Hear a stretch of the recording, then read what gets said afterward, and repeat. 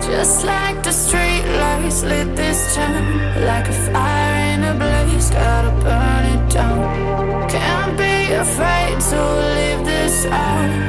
We got this far, don't know how. I see danger in your eyes. They know we'll burn down the night. Come in just like the sunrise. You know that we gonna light it up. Hey y'all. Hello. Welcome to the intro for the first week of middle grade March. I'm gonna open, I haven't tried this one.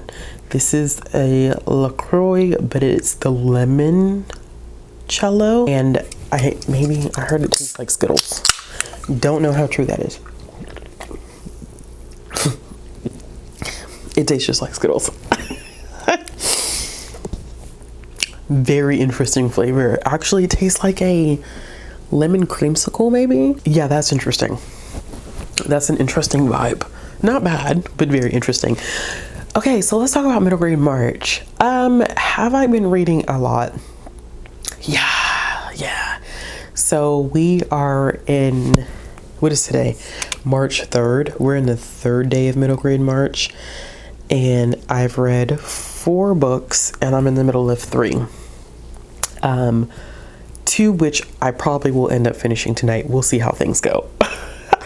Did I mean for this to happen? No, I just happened to get my reading mojo back when this started. Ooh, I know, that's horrible. But it did just happen. I don't know how to explain it. So we're gonna go ahead and jump in really quick because I don't want this intro clip to be like 30 minutes long with like details about 1,000,001 different things. So I'm going to go over things that I've read so far, and then I'll talk about the things that I'm currently reading and maybe some loose plans for the rest of the week. So the first thing that I ended up reading was Tryouts by SARS. I do have the book upstairs. I'm not going to go get it. That's so lazy of me, but since I'm already sitting here, I just don't feel like going upstairs. I'm gonna go get it. This is a middle grade graphic novel. It's the second book in the Brinkley yearbook series. I read the first one, Picture Day, last year, I believe. This one was 3.5. It follows a main character by the name of Al. We see Al in the first book, but this installment is about her and her experience having to leave rec baseball, which was co-ed, and now because I believe she aged out, and now that she's in school, the only way for her to continue to play is to try out for the boys baseball team. Well, the baseball team, which is all boys, of course. And so she'll be the first girl to try out. And it was okay. I love Sarah Sax's art. Same thing I loved in Picture Book. Love the art. Thought it was very, very well done. Colors chosen in terms of like the inking and coloring and placement of the text. Like everything like structurally was very, very well done. I think I wish that Sarah would dive just a little bit more, not a deep more, a little bit more into her story sometimes. I had some issues with the first one. I think I gave that one 3 stars. And like I said, I gave this one 3.5. I think this one chose a topic that is very complex and that there are a lot of moving parts to it, right? They are exploring this idea of a girl joining a sport that has been typically gendered to cater to boys. What does that look like? How does that impact the team? How does the community react? So there's a lot of layers to this.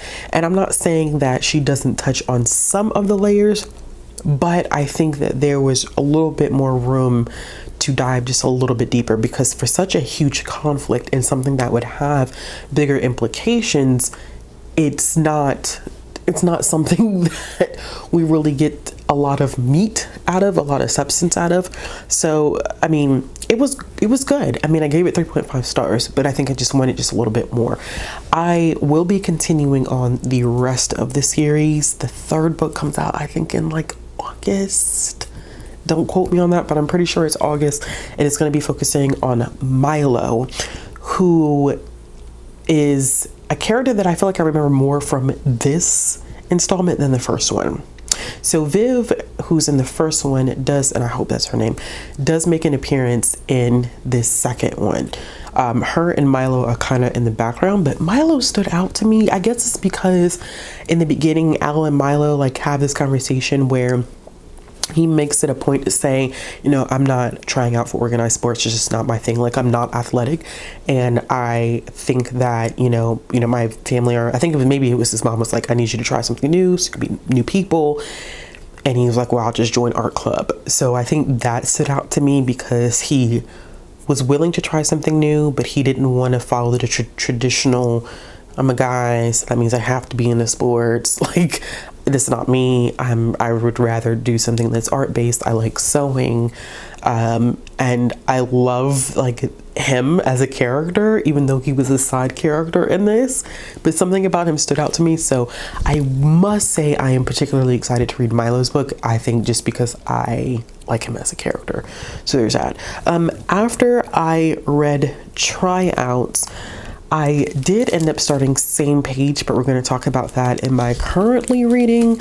But I started and finished Dear Run Home. This is a short one. It's a novel written in verse by Anne-Claire Lizotte.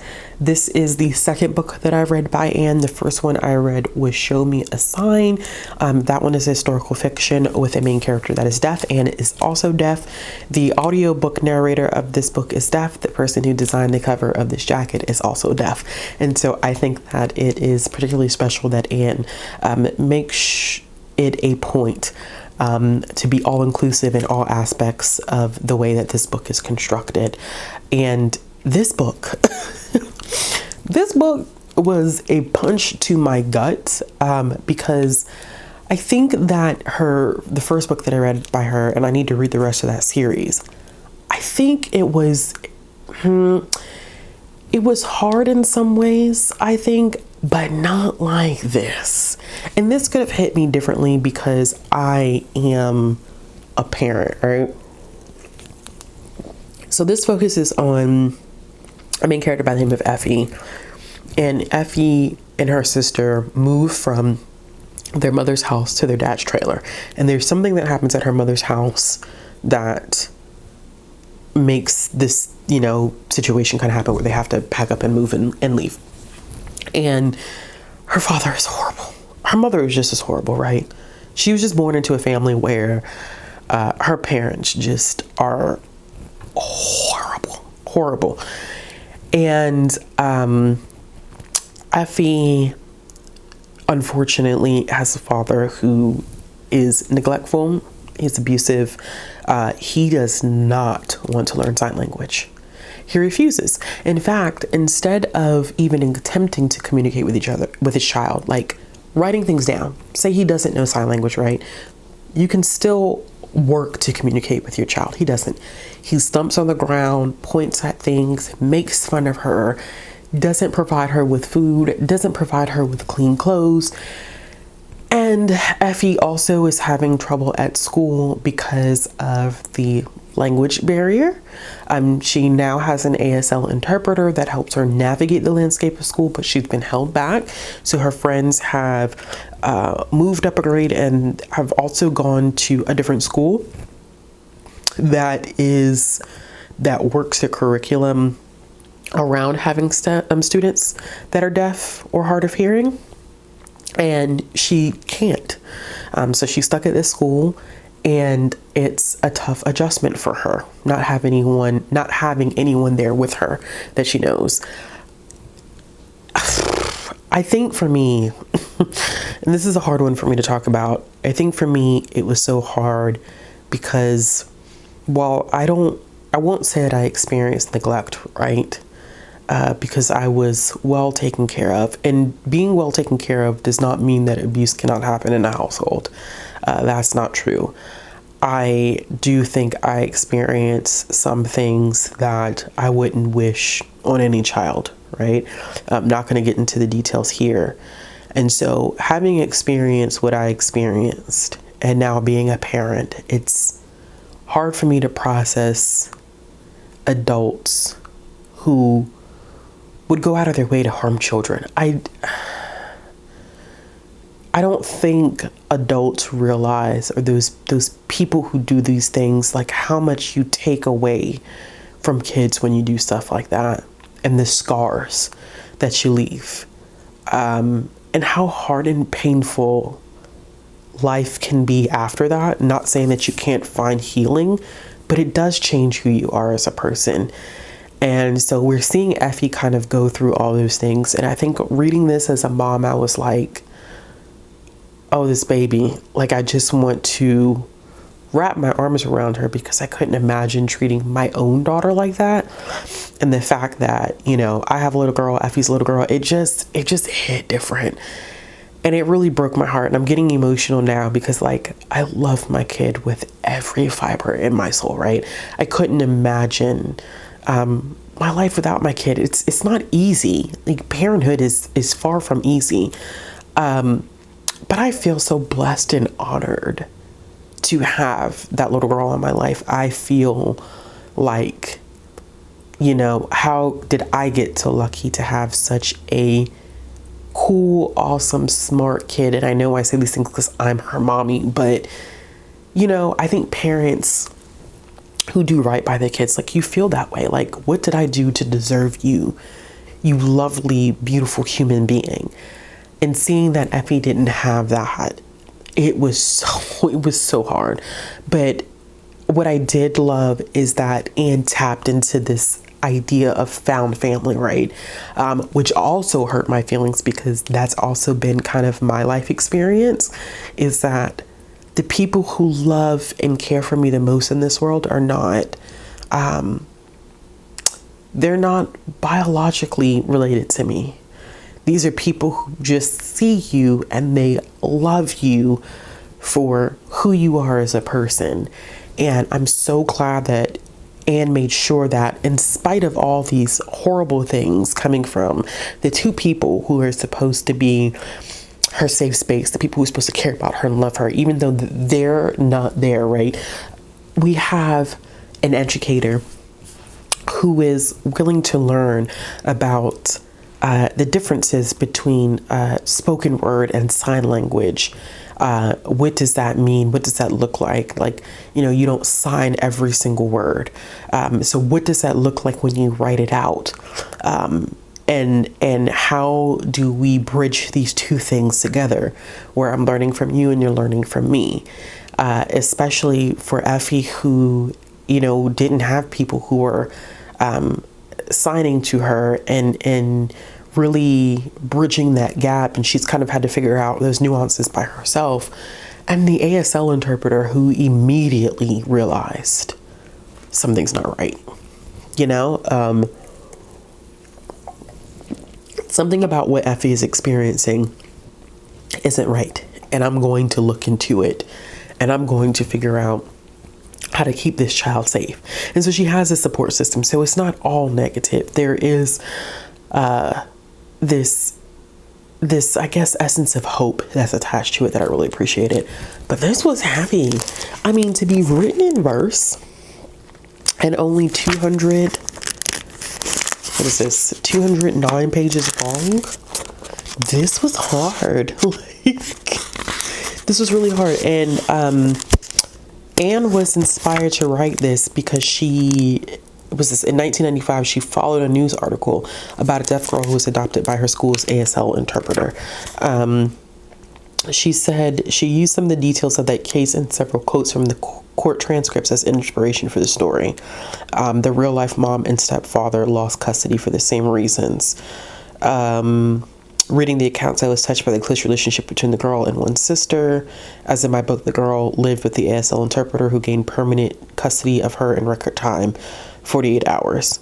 She speaks a lot about the fact that 90% of deaf babies are born to hearing parents, but 3 out of 4 of those parents don't use sign language at home. So 90% of deaf babies are born to parents who are hearing, and then 75% of those parents do not use sign language at home to communicate with their child. Which is, I did not realize that was a thing, right? But she does go on to say, like, not all deaf people speak ASL or other sign languages. She's oral and a native signer, and there are many ways to be deaf. So deaf with a capital D refers to people who speak sign language and identify as part of the deaf community, whereas deaf with a lowercase d refers to the quality of not hearing. This was so good. This was really, really good. I really enjoy this one, and I'm giving it 4 stars. I definitely need to read the rest of Anne's books, which is Show Me a Sign, Set Me Free, and Sail Me Away Home. I may try to get to those this month. I don't know. We'll see. Okay. What else did I end up reading? I know I'm talking a lot. I did not mean for this intro to be this long. We're already 15 minutes in. That's wild. I also read When We Fly Away, a novel of Anne Frank Before the Diary by Alice Hoffman. I'm pretty sure I've never read an Alice Hoffman book. This might have been my first. This was a very interesting middle grade historical fiction, right? I had to read this for work, and it's not that it didn't interest me last year, but I think depending upon what's going on, I prioritize other things. And so this one, I saw it last year when it released, but this was brought full circle to me this year because I had to read it. And I ended up giving it 4 stars. And it is kind of like, I say prequel, but when I say prequel, I mean that it's not 100% historically accurate, right? So Hoffman takes history, like historical fact, and blends it with her imagination, some creative license, and what Anne's life could have been like prior to her and her family going into hiding, right? Because her diary, the diary of a young girl, which is, a lot of us have read that as required reading in high school. I read it in high school. It probably was the one book, well, that and Night were the 2 Holocaust books that I read that really sparked my interest in the historic, or shall I say, like, severe implications of Hitler's rise to power in Germany.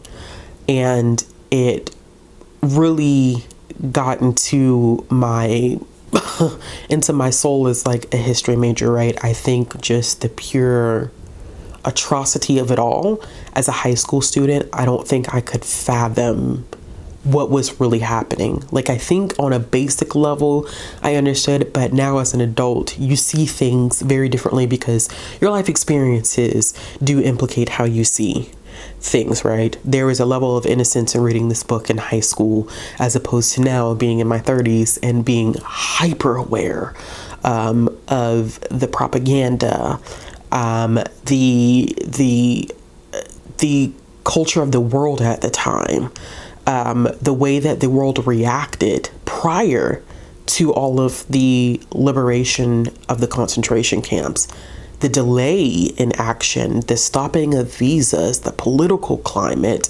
the anti-Semitism. Like, it's different now as an adult, right? As a high schooler, I think I knew, but not the way that I know right now.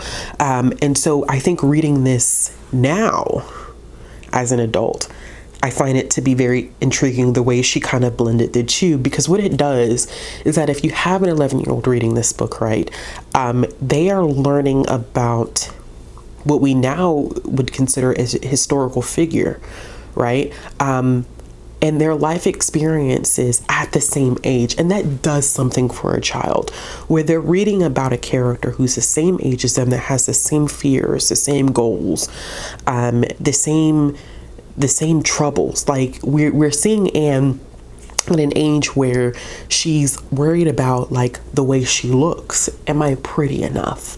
She's comparing herself to her sister. Well, Margot is older and she's much more pretty, and she's the well-behaved child, and I'm impulsive, and, I'm the one that causes the most trouble.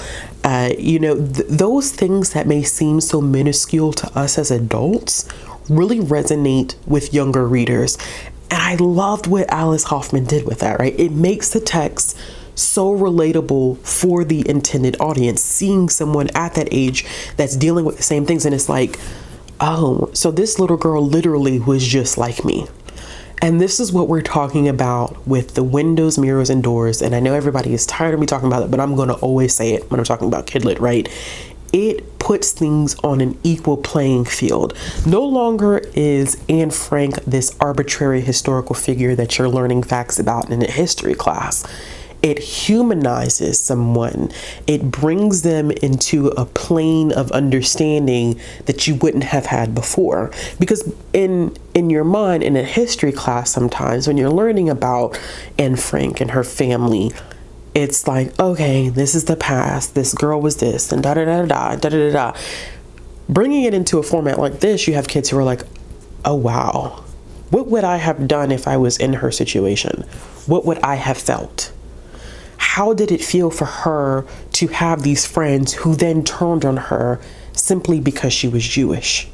How would I feel if I had to wear a symbol marking me to the entire community of my faith? What would I feel if, every day I woke up, I was in fear of what could happen to me and my family? How would I feel if I was Anne and having to stand in lines for ration food, trying to make soup over and over again because it's the only thing that we can afford to eat because the Nazis have taken all of the crops for themselves? It truly humanizes things and makes it more relatable for these kids. And it goes back to that skill of being able to build empathy. It's like, this is just a kid just like me, right? This is a kid who is like, oh, I have my first crush. Oh, like, what is love? What does it mean to like someone? What does it mean to love someone? What does it mean to know that someone is the one? Like, I'm too young for that. I don't have to make that decision now. I'm not getting married for a very, very long time. I like that someone's paying attention to me. These are all small details that I think it was ingenious for Alice to include it within the context of this book. And this is not necessarily things that we know to be fact, right? And she makes a notation of that at the very end. It's like, this is a lot of this stuff I've made up, and I can only assume what her life experiences would be. But what makes it even more real is that although these internal emotions that she's having, these small moments that may not necessarily be real, everything that's happening around Anne is very much so real. The invasion of the Netherlands, the Queen fleeing, the attempt of Otto Frank to get his family visas, the inability to leave at some points, the closing of borders, America joining the war, America having a delayed response, the news no longer being broadcast away. All of those moments are very real, right? And so we see them work together very, very well in tandem, where we have this fictionalized aspect of it with the actual historical elements happening around them and in the background. And it does imply how Anne, her sister, her mother, and her father all react. It implies how her friends engage with her. It implies so many different things, and it gives the story this realistic feeling, which is why I say it almost feels like it could be a prequel of sorts. And it's hard to say that because Diary of a Young Girl is real events. This is taken from Anne's diary, right? And this is not necessarily the same, but I think it's a good precursor. Before kids dive into reading a Diary of a Young Girl, this is a good book that will help them establish those connections. That way, when they dive into Diary of a Young Girl, they see Anne as one of them, as a human being, and not this far off, distant historical figure that they have no connections with. Because sometimes history can be that. And I say that as someone that graduated with a bachelor's in history, right? And I love history. But sometimes with kids, if it's not taught the right way, there can be a disconnect from it. And sometimes having supplemental text like this, it brings it, like I said, to that level of understanding where it's like, by the time they get to Diary of a Young Girl, there's already that connection and that humanization of Anne. And so she doesn't feel like this black and white picture that we see. She's this girl who has shared and experienced some of the same things I have. And learning about what she experiences becomes even more real. And the kids who develop that empathy who recognize the Nazi regime for what it was will be the ones who will stop the cycle from continuing again, right? They have to be that generation. Our generations, y'all, that's not what we're here for, but I really like that one.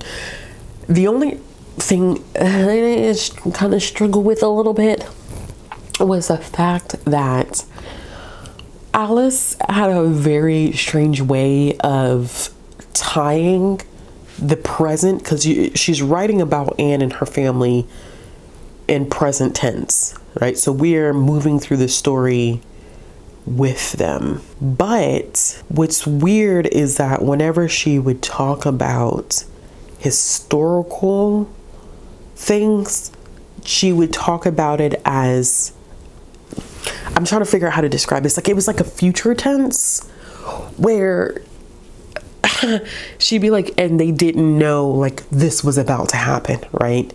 Like, okay, we moved to Netherlands, we're in Amsterdam, and we're yada yada yada, and things are good. Little did they know that things are going to change.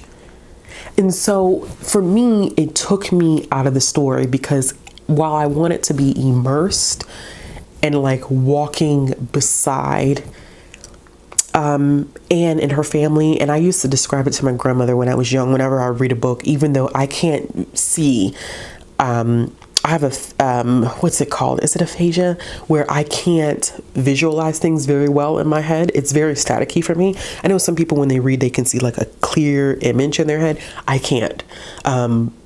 My brain does not process information like that. So for me, it's not crystal clear. It's almost like I can see things like out of a peripheral vision, right? It's not clear, but I'm there. And I can see small things, not detail. Things are not in great detail, but it's almost like I'm looking like out the corner of my eye and I can see things. So for me, it feels like I'm there in the moment with them, right? I'm in the different scenes with them. Whenever she would do that, what it would do inevitably and unfortunately is it pulls me out of the story, and then I feel like I'm watching a stage play. And I don't like that feeling.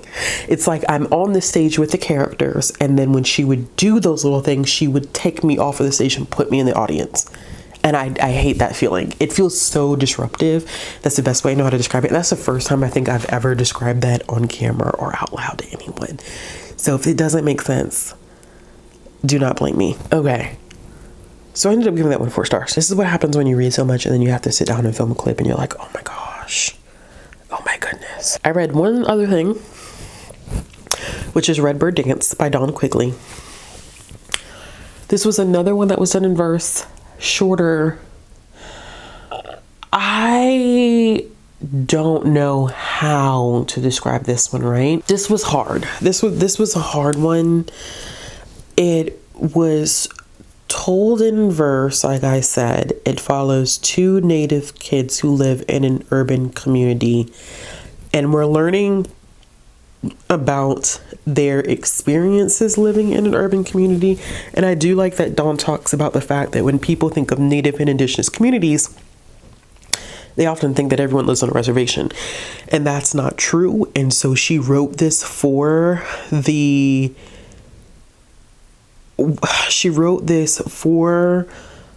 kids who live in urban native communities, and we're following 2 different characters.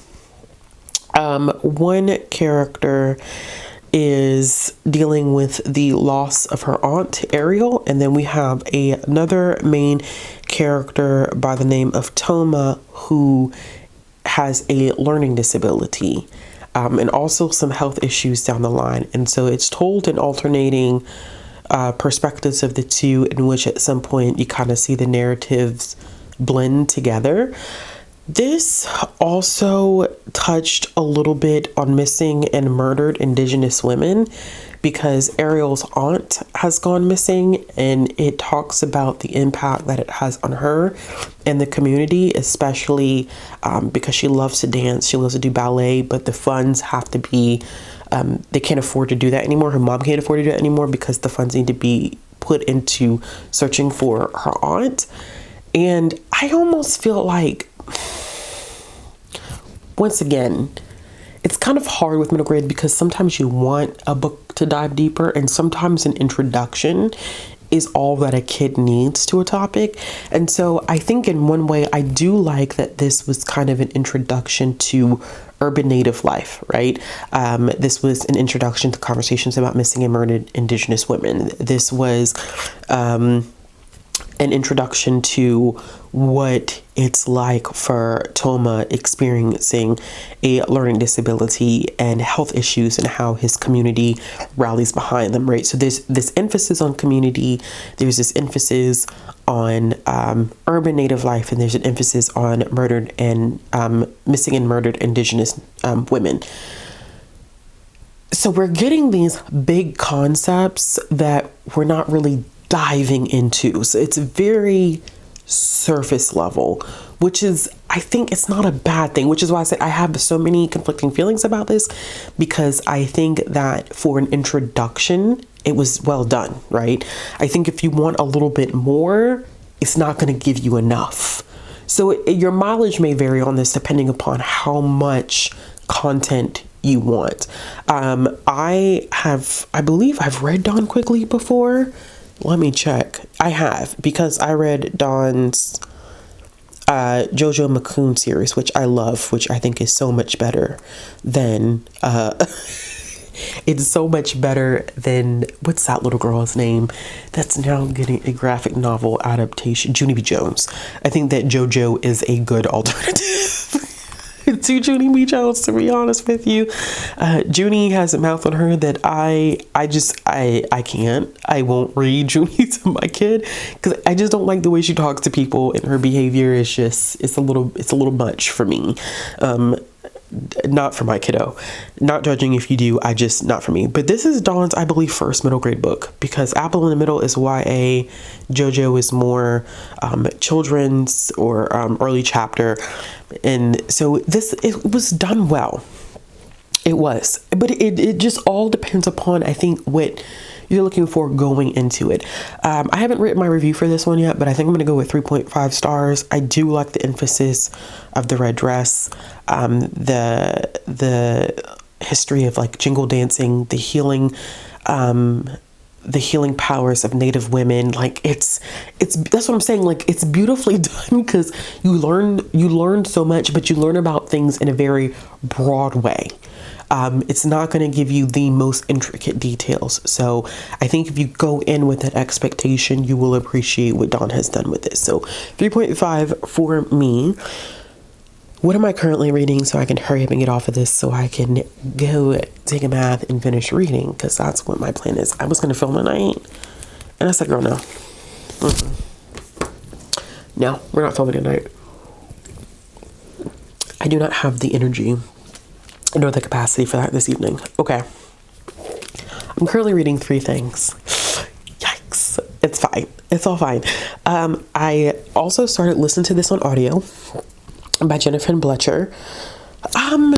This is shaping up to be like a 3.5. It's a coming of age story where we have 2 kids who are trying to navigate middle school. Literally, that's what it is. They're each having issues. Different issues are, let me look up the characters' names, because if there's one thing about me that if you know anything about me, I'm not going to remember a character name.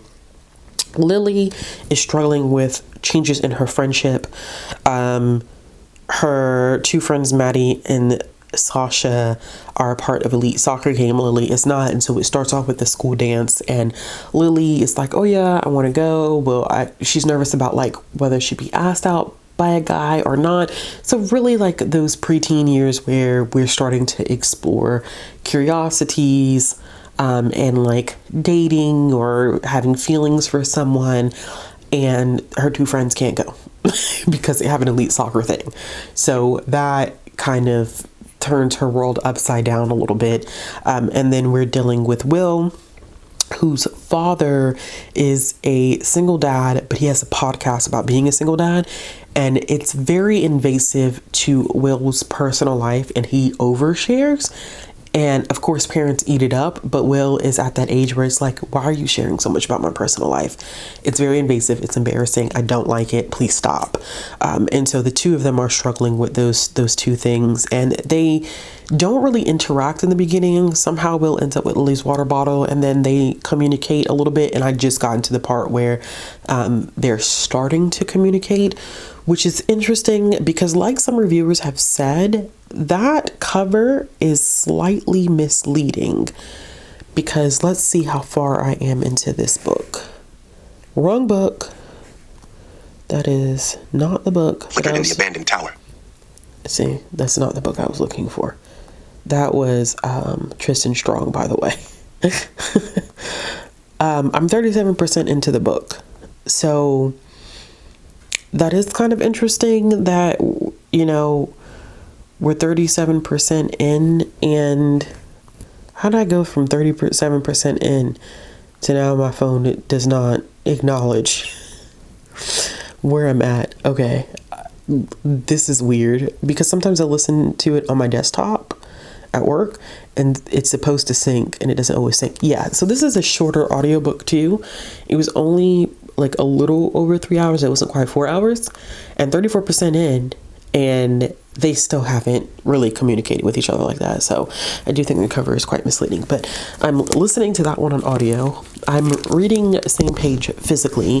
This is about two girls, June and Bess, who become close at camp after June gets bullied by some girls. Bess connects with her. They're going to the same school. Bess convinces her to run as her VP, student body VP.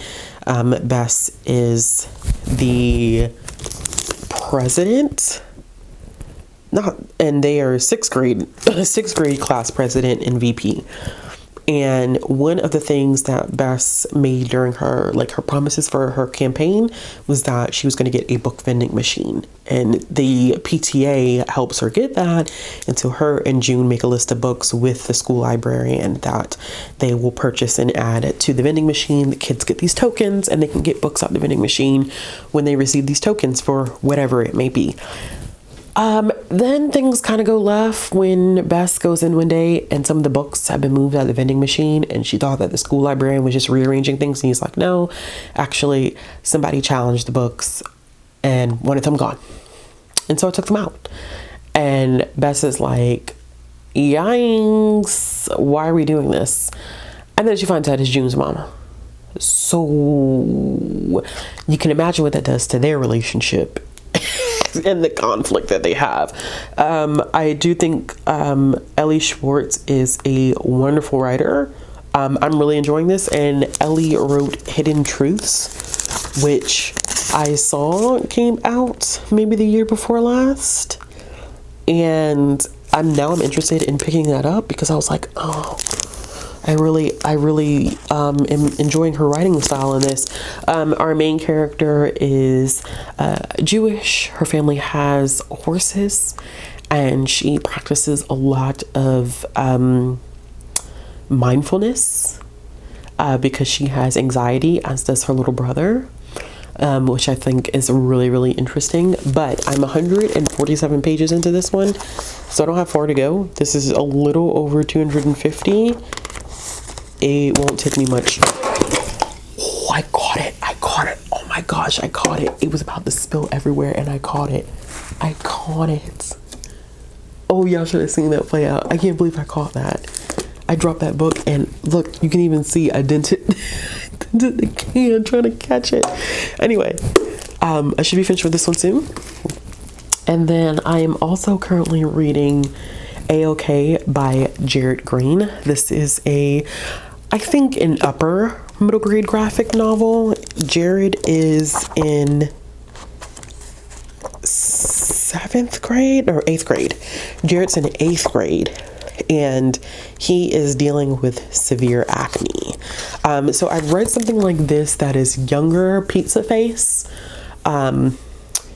which is, I can't remember if Rex Ogle is the pen name or not, but Rex Ogle. I can't remember what his real name is, if it's Rex Ogle or if the other name is his real name. Anyway, Same author.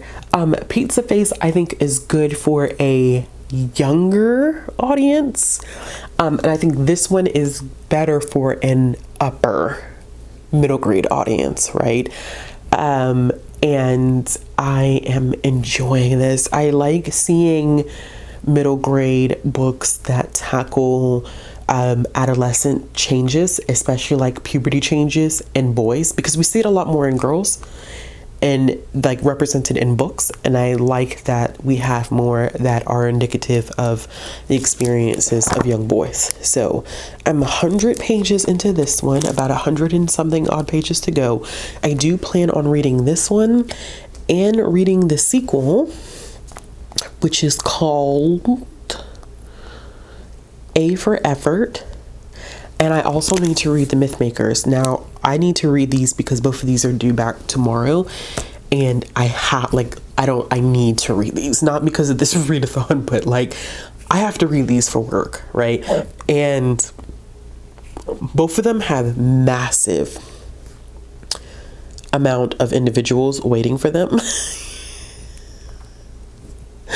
And so I can't, like, I have to I have to fly through them tonight, which is why I'm like, this is taking a lot longer. This update feels like it's taken me an hour to do, which it hasn't. It's been like half an hour.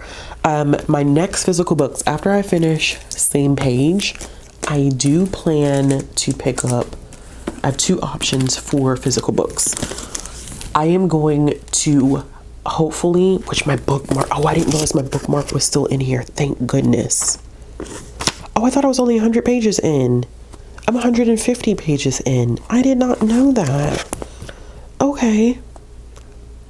That's good. Okay, so I'm 150 pages into this book. Further than what I anticipated. I will be picking up Keeper Velocities, my battered paperback copy, which is fine. We love to see a book that's gotten some good loving. And Find Her by Ginger Reno. This is a book by a Cherokee writer who I think also touches on murdered and missing and murdered Indigenous women. The main character's mother in this book goes missing. So I'm interested in the comparison between Redbird Dance and this one. And maybe I can, maybe it'll be good analysis of, depending upon what you're looking for in terms of depth of content. Maybe I'll be able to give you a better comparison once I've read it. But I know that this one is longer. Don't worry. I know it's almost 500 pages, but this book reads really, really quickly. I just need to sit down and read it. But that's it, y'all. I'm literally done talking. I can't talk anymore. I literally cannot talk anymore. So I'm going to stop talking. And I will give y'all another update. Probably, to be quite honest with you, probably tomorrow. Probably tomorrow at some point. As a matter of fact, I may, if I finish what I need to finish tonight, I'll probably will go ahead and do an update in the morning, because doing these 30-minute check-ins is for the birds. I can't do it anymore. It's too much. All right, good night. I'll check in tomorrow. Okay, we're going to talk about the fact that I literally had recorded an entire clip on my way to work this morning, right? But unfortunately, for some odd reason, one, it didn't record anything, and then the sound didn't even work. So here we are. I need to be heading into work soon. Sorry if you can hear, they're doing what's it called? It's not maintenance. It's, what's it called?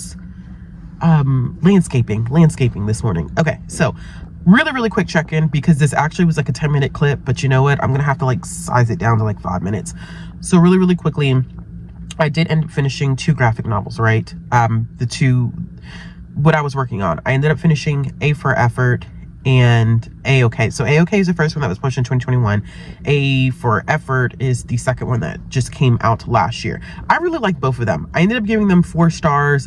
A-OK is his kind of like him capturing the experience of hitting puberty, starting 8th grade, learning things about himself, learning things about first crushes, relationships that he's not experiencing the same way as his friends. He ends up having to take Accutane, which is, oh gosh, it's whole it works, but it's so tough in terms of what it does to the skin and how it attempts to get rid of acne and heal the skin, and it's a lot. His journey is a lot, and so we follow his journey using Accutane from the beginning of the school year up until the end of the school year. I thought it was really, really well done. It talks a lot about like changes in friendships, which like I said last night, I like books that are coming of age, especially ones that explore puberty, friendship dynamics, in young boys, because I feel like we get a lot of that content for young girls, right? And we don't get as much, not to say that there's not any out there, but we don't get as much for young boys. And so they too go through these changes in friendships, and things can get very emotional. And I do like that Jared so accurately captured this emotional change that we see him go through on page with the changing of friends due to the changing of interest, and exploring what it's like to have a first crush or maybe not have crushes at all. I really, really did enjoy that. Now, in the next one, A for Effort, we're dealing with something wholly different. At this point, Jared is going into his freshman year of high school. He's going to a different high school, which I don't want to spoil because it's kind of captured at the end of the first volume, so I don't want to spoil what's happening in that second volume.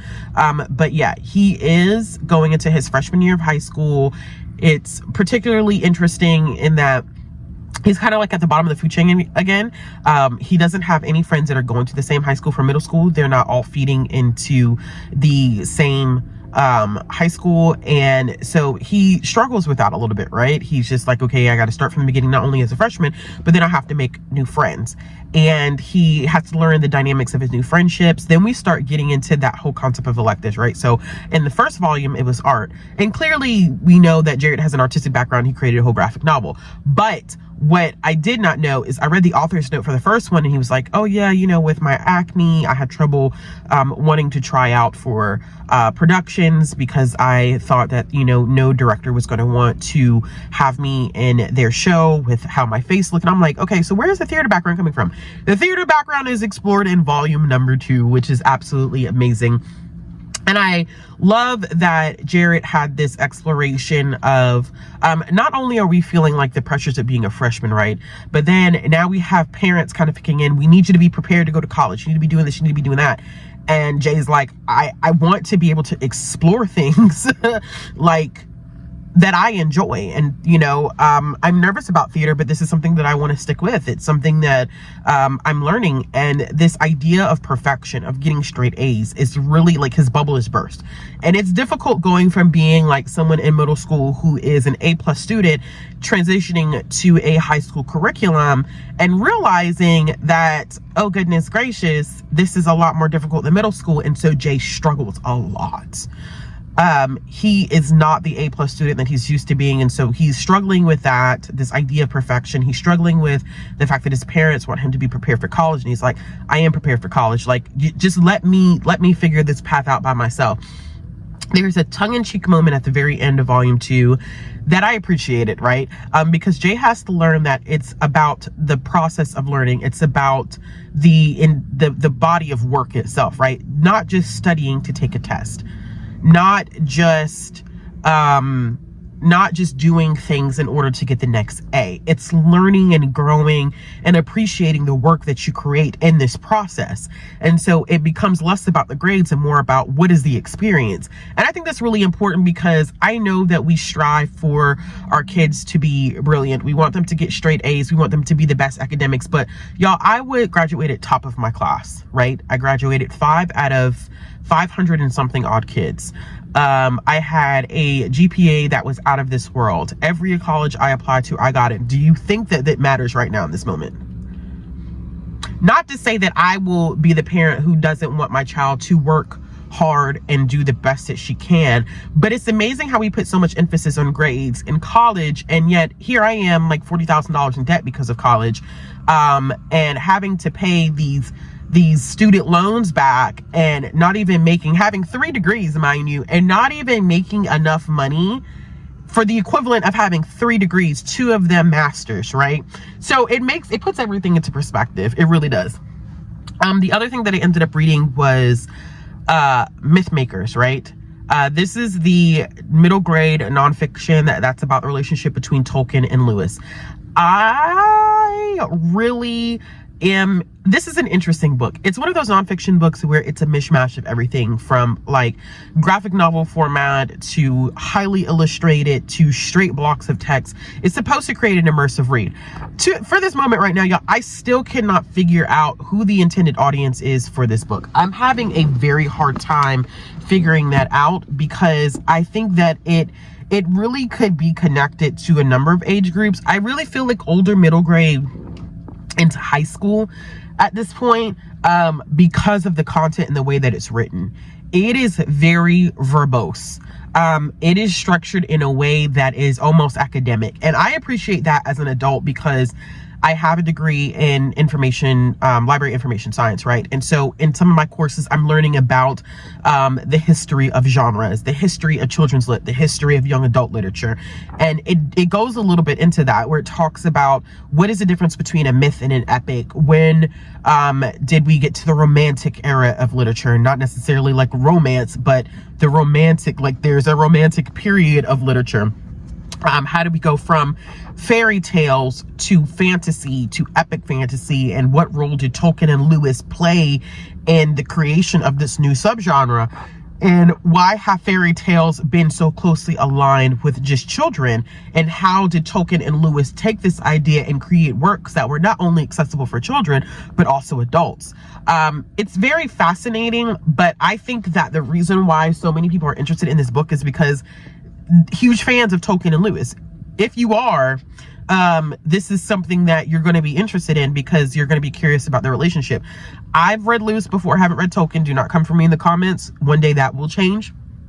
And so I really didn't know much about their relationship, to be honest with you. I actually didn't know that they were as close as they are. We learn about how they both served in World War I, the impact of serving in the war, how it change them as men, and what happens post the war, how it impacts their writing, how they view the world. There's some stuff about Lewis that was interesting, because there's one point Lewis was like, yeah, I don't believe in God. And I was like, wait, what? Because if you know anything about C.S. Lewis, you know that his faith heavily implies his works, right?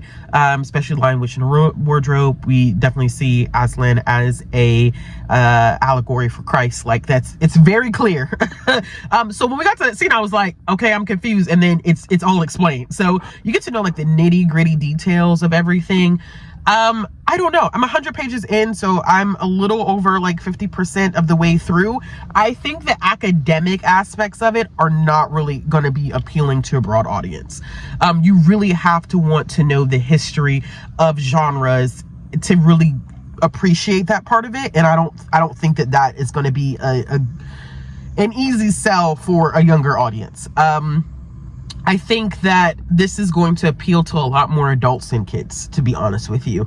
And looking at the traction that we even have at my job, like with Holds, I think that's a lot of adults who are wanting to read this. But so far, I mean, it's not bad. I'm gonna have to power through and finish it during my lunch period because it's due at like 3 something today. I checked it out via Libby and I waited till last minute because I thought it was just a graphic novel. I didn't. That's where I messed up. I thought it was just a graphic novel. It is in fact not just a graphic novel. So I'm gonna do that. I'm gonna finish listening to this. I have about an hour and a half or maybe 2 hours of that left, if that. I ironically, after reading Mythmakers, decided I wanted to listen to The Lion, the Witch, and Wardrobe again. It's been years, at least probably like 8 years since I've read The Lion, the Witch, and Wardrobe. And so we may just do that, and then I'll see where I go from there. I gotta go. I'm gonna go to work.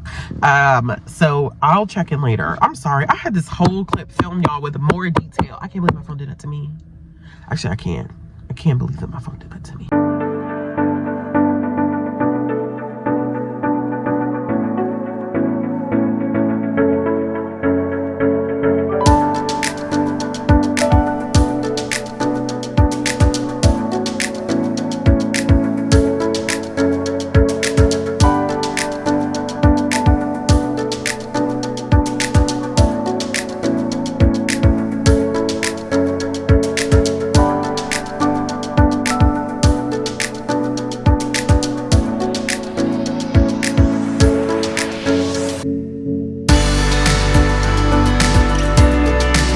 All right, my camera's about to die, and I am, oh gosh. My mouth is so dry. It's horrible. My mouth is so incredibly dry. Okay, y'all. Let's see here. Why am I getting... I shouldn't even be looking at that or emails. I finished Mythmakers. Definitely... this is not a younger middle grade graphic novel whatsoever. This is definitely... I think that this is definitely for older middle grade readers up into teen. Like full-blown teen. Even for adults. Like, you really have to be a fan of Tolkien and Lewis to appreciate this book, or just be interested in how they change the world of literature and genres in literature to really appreciate this book. Granted, I think I learned a lot about their relationship, like their friendship, their falling out. They're never really getting the opportunity to truly reconcile with each other, which that hurt. I thought that the creator did such a nice little tidbit at the end, which I'm not going to spoil, which was sweet of him to do on his part. And he talks in his author's note about how the two authors have inspired him as both an author and as a Christian. And so it was very, very well done. But definitely, I think just content-wise, in terms of difficulty in text and difficulty in comprehension of text, older audience. I would not recommend this to an 8-year-old. Not because there's anything, in it, but I wouldn't recommend it to an 8-year-old because I do think the text is too much, and there's too much prior knowledge and too much ability to decode certain things that I don't think an 8-year-old is going to have in their skill set just yet. So, solid read. I don't know what I'm going to rate it. I think I'm going to go with 4 because I learned a lot, and I do like the format of it. I liked it. There's no denying. Regardless of how in the weeds some of it was, I liked it. I enjoyed it. And there was like this very heart-tugging moment at the end where I was like, oh yeah, that packed a punch for me. So there's that. Today was busy. It was so busy. It was unexpectedly busy, so I didn't really get to do much of anything else. I have filmed my wrap up. I won't edit it till tomorrow because it won't go up until Thursday. And then I may have another video go up on Saturday. I really want to do a video talking about what my illiterate great-grandmother taught me about literacy, because I feel like I need to do that. That needs to be a thing. I have some things checked out on my Libby account. Let me tell you. We were supposed to go to gymnastics tonight. My child got in trouble. And my child got in trouble for not doing what she was supposed to do. And so I had to be tough mom today, even though I didn't want to be tough mom today. And it was really, really sad. But I had to do it. Okay, so I have 2 graphic novels. Hope Larson's new one, Very Bad at Math. And then Wahab Al-Gharmi's Almost Sunset. I have those 2. I may read those tonight. I don't have to be up at my normal time tomorrow because of weather things, and so we have a delay tomorrow, and so I'll be at work 3 hours later than what I usually am, which is I was complaining here.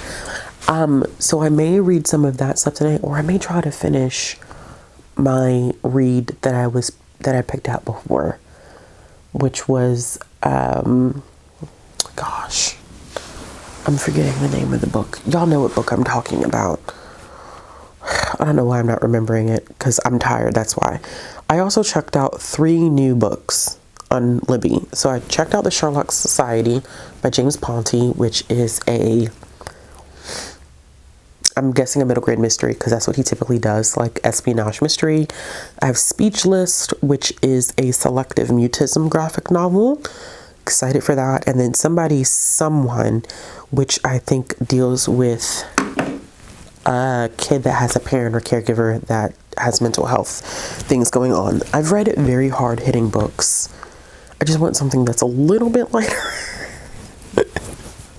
Because everything I've read has been hard-hitting, and I want something that's just a teeny bit lighter, but we'll see if I get that. That's it for right now, y'all. Oh, I didn't know there was water still in the cup. Oh, you can't see it, but it's like dripping down my wrist. It's great for me. I'm going to eat an icy and not be a responsible adult and tidy up, because I don't have the energy today. I'm not doing that today.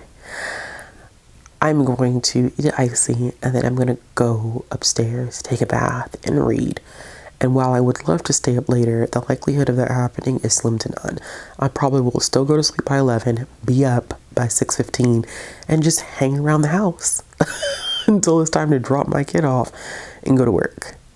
So with that being said, I probably will have some B-roll footage for y'all. And then I will come on here when I have another update.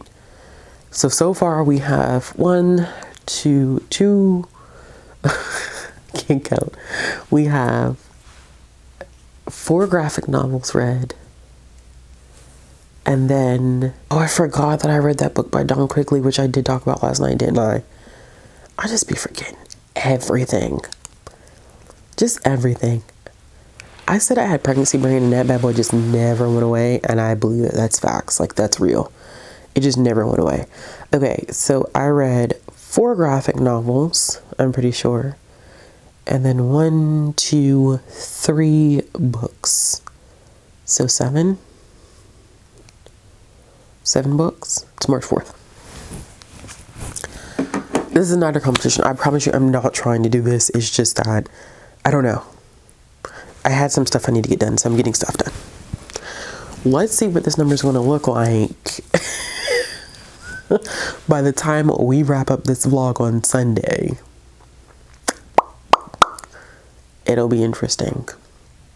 We're going to see what happens. We'll see. We shall see. All right, I will check in later, because now I'm rambling, and nothing good happens when I ramble.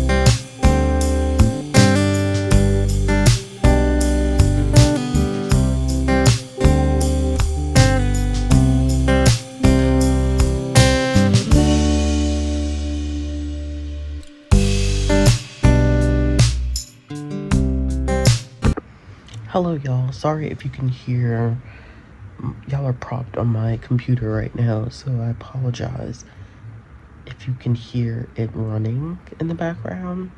That's probably a thing. I'll make this quick, but I do need to do a more formal update, which I probably will do at some point tomorrow. I just don't have the energy to do it today. I finished a couple of things. A graphic novel, a book, and a physical book, and an audio book, which I will talk a little bit more about that stuff when I do a formal sit down. But I did just end up finishing History Smashers.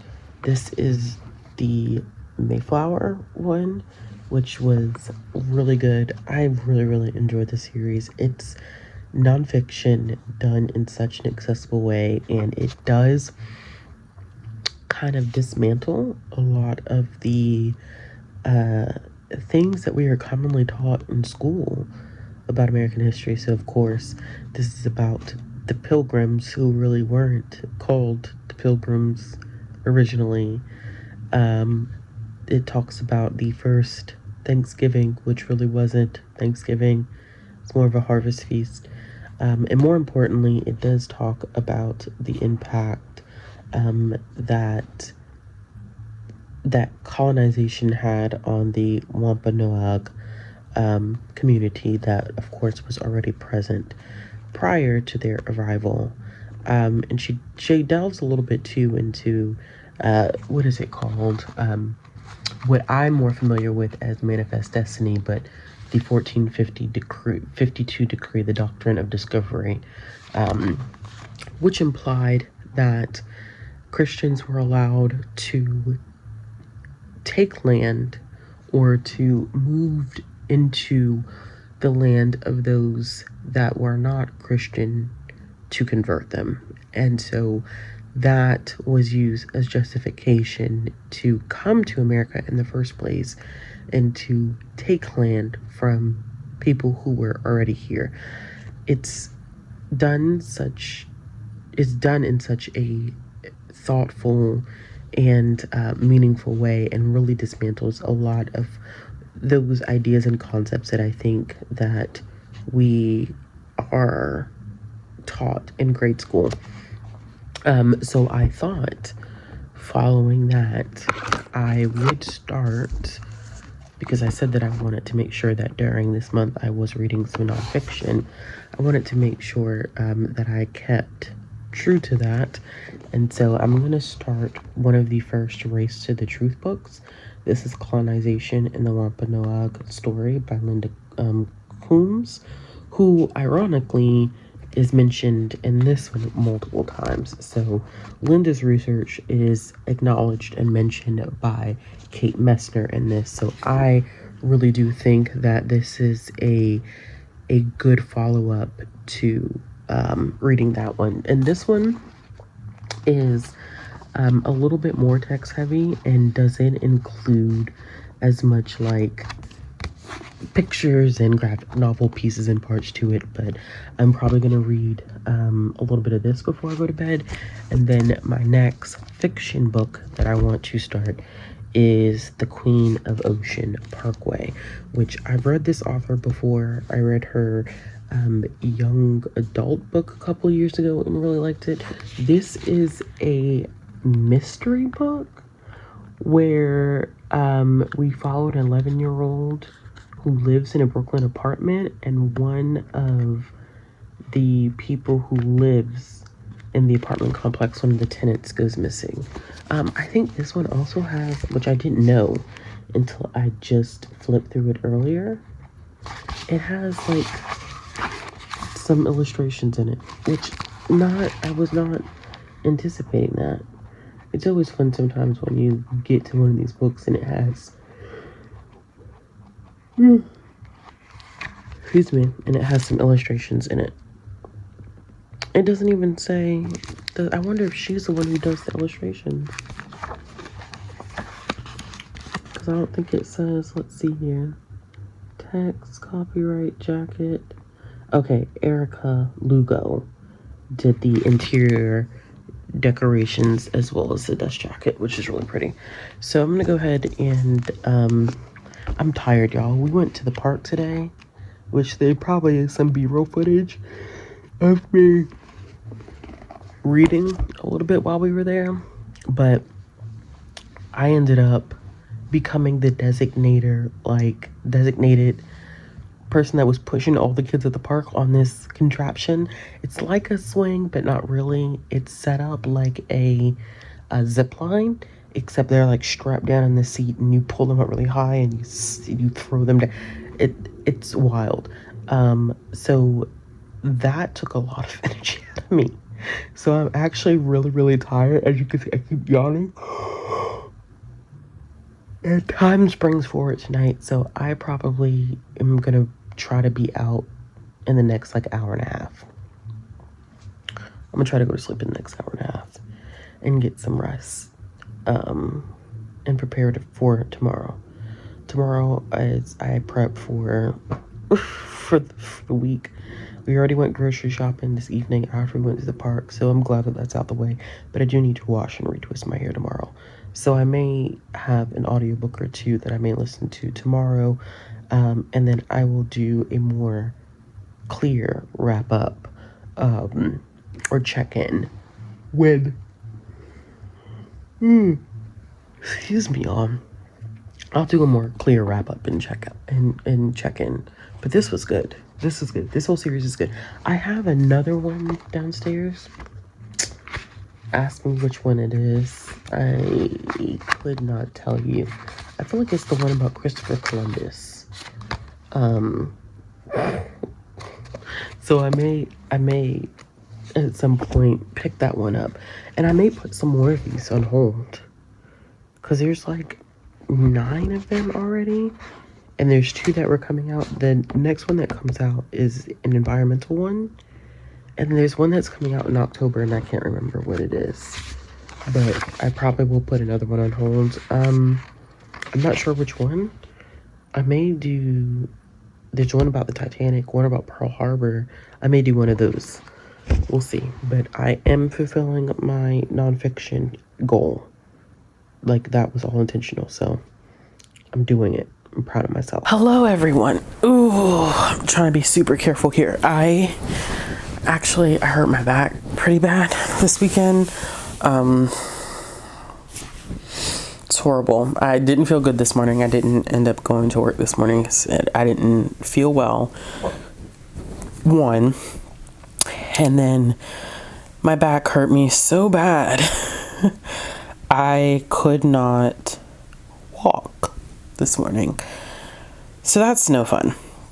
I'm here to do the final check-in for the first week of our middle grade March vlogging experience that we're doing, because I said I was going to vlog each week, which I am doing. I feel like I gave y'all an update about the A for Effort by Jared Green and the Mythmakers. I think those are the last couple of things I talked about. I don't think I've talked about anything else since then. I did talk a little bit about, like, I did some clips where I was talking about what I was currently reading, but we are going to wrap up what I've read this first week. Okay, so, oh, did I not talk about Listen to This either? Look at me, not wrapping things up. What is new here? What is new? Okay, so let's start with the first thing that's on my Goodreads list.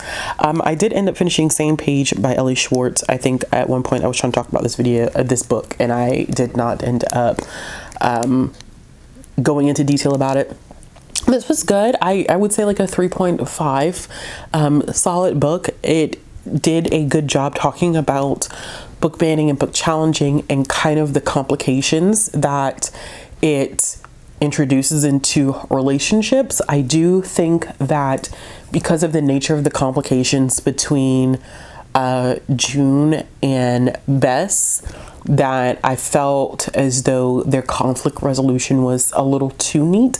Not saying that they needed to maintain any type of conflict, but I do think that because of the nature of the conflict, it needed a little bit more time for resolution.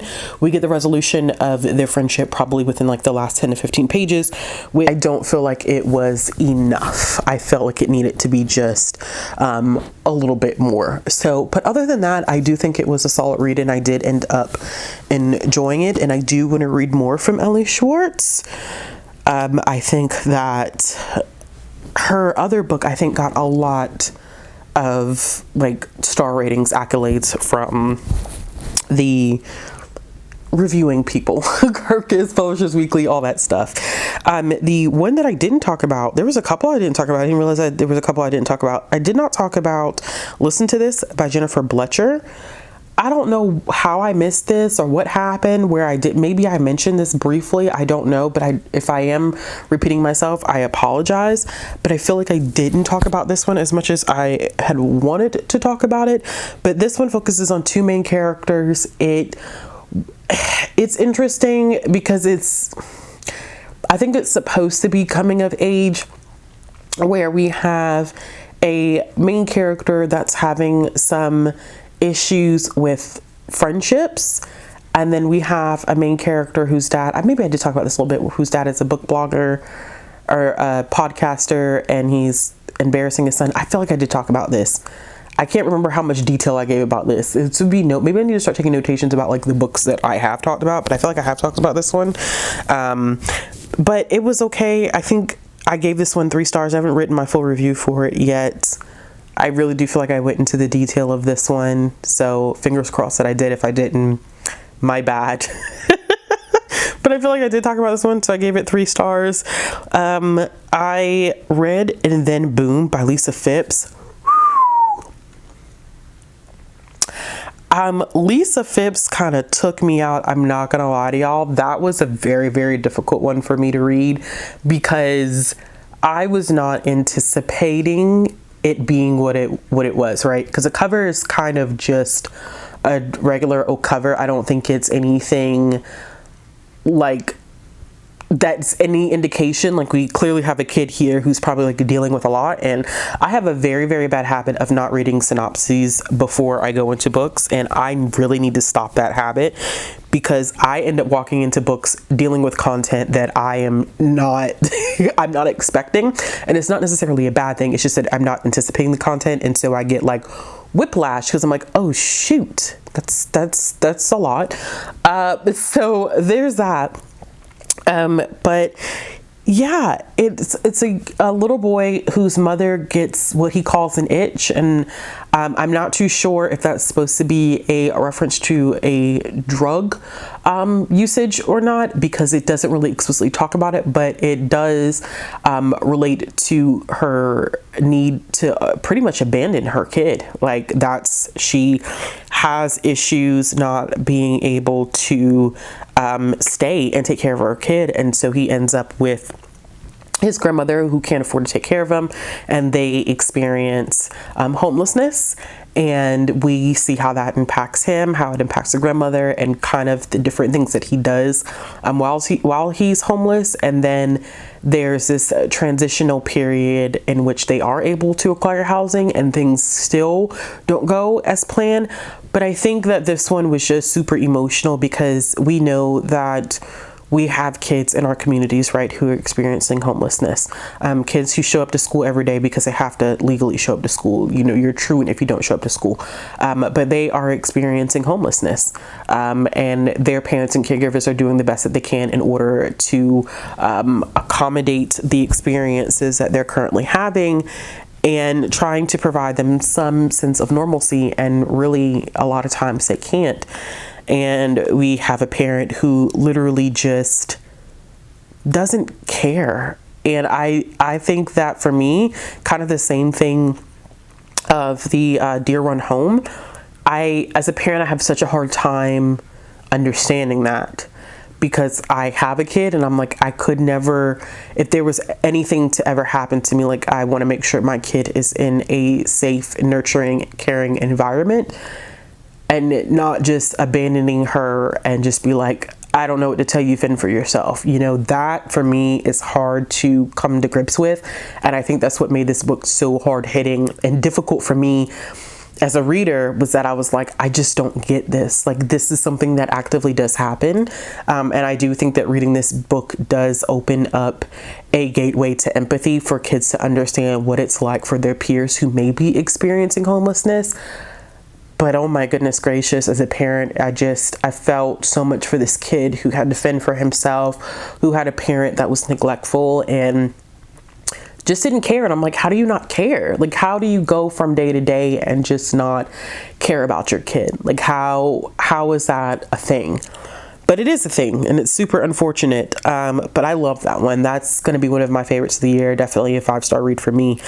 The next one that I ended up finishing was a graphic novel by Hope Larson, Very Bad at Math. This was not what I expected. Once again, didn't read any synopsis or anything, so I had no idea what this was about. I've read Hope Larson before.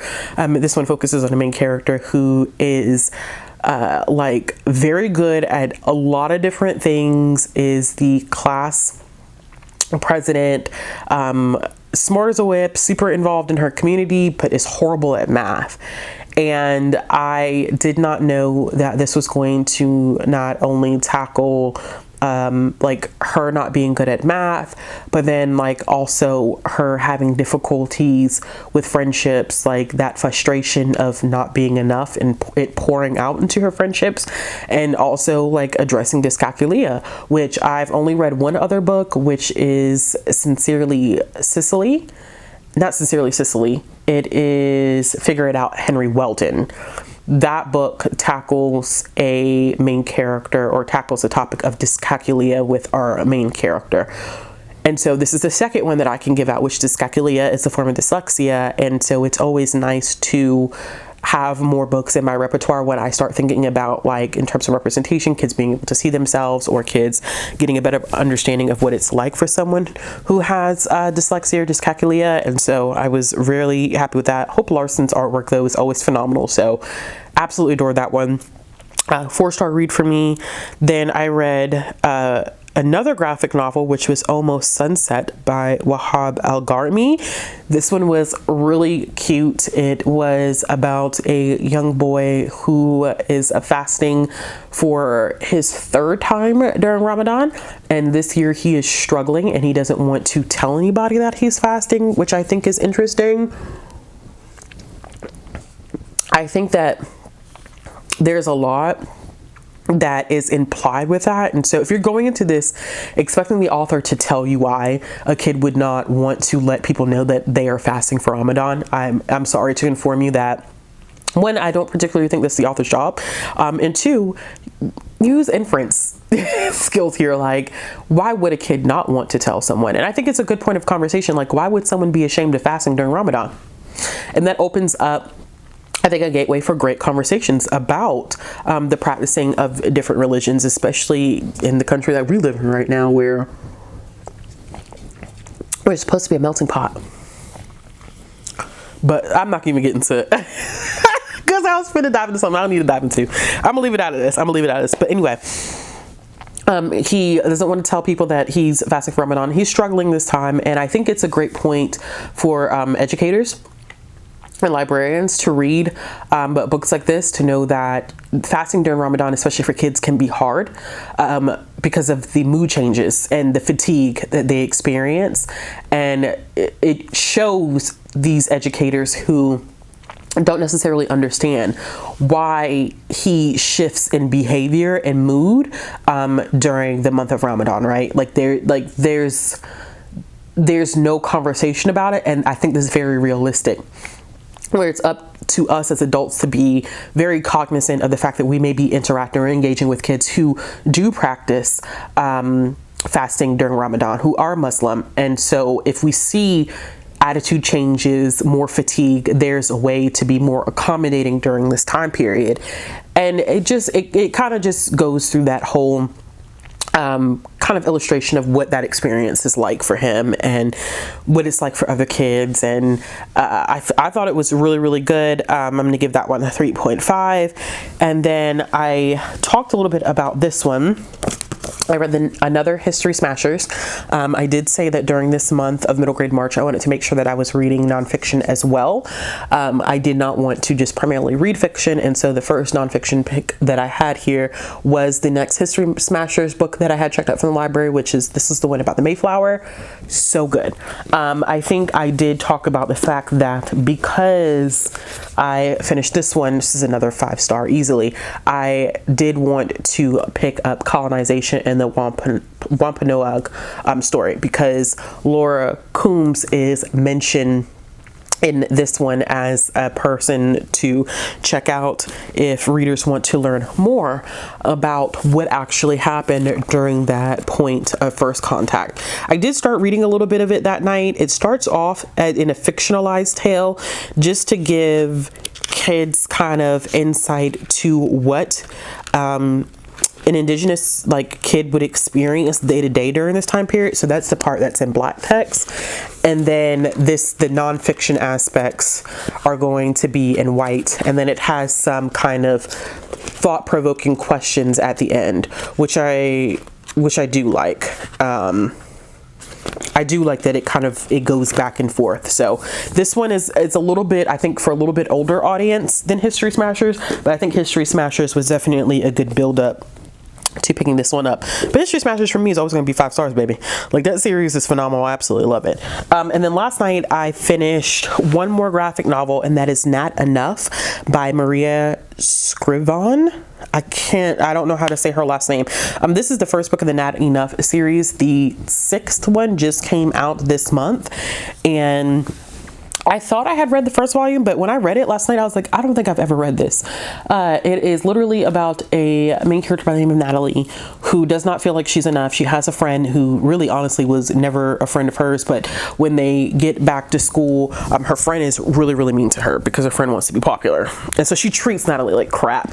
And Natalie is kind of learning how to adjust without her friend, and it's hard for her, and she's having trouble navigating school, figuring out how she's going to survive school without someone she thought was her best friend. I thought it was well done, kind of sad in some ways, to be honest with you, but I'm going to give that one 4 out of 5 stars. I don't know if I'm going to continue the rest of the series this month. We'll see, because I have 1,000,001 other things I need to get through. But to be honest with y'all, for the first week of it, I'm telling y'all, 1, 2, 3, 4, 5, 6, 7. I'm just trying to like count up like how much did I actually read for this first week, and this is not intentional. 8, 9, 10, 11, 12, 13, 14. So I read 14 books for this first week. That was not my intention. I didn't mean to do that. It just kind of happened, but I'm not mad at it. So 14, and then I did end up starting Fresh Start by Gail Galligan. This is their newest graphic novel, which I love Gail's artwork. Their artwork is absolutely brilliant. They've done the Babysitters Club adaptations, and they did another one, Freestyle, which was about yo-yoing, which I really, really liked. So I'm excited to get to this one. I'm literally only a few pages in. And then the next physical fiction book that I wanted to start, I talked about this in a little bit too, was Queen of Ocean Parkway. I haven't started this one just yet, but I definitely will soon. So that is it, friends. That's the first week of Grade March. Let me know what you accomplished this first week, and I will be literally like after this starting the vlog for the next week. So if you like this video, give it a thumbs up. Gosh, this poppy will do something to your insides. If you like this video, give it a thumbs up. If you want to see more content from me, click the subscribe button. If you want notifications, make sure you hit the bell. Subscribe if you want to see more content. I probably already said that. I'm talking in a loop here. Oh my goodness. If you want to support the channel, all the links will be down in the description box below, and I will be back with another video soon. Bye.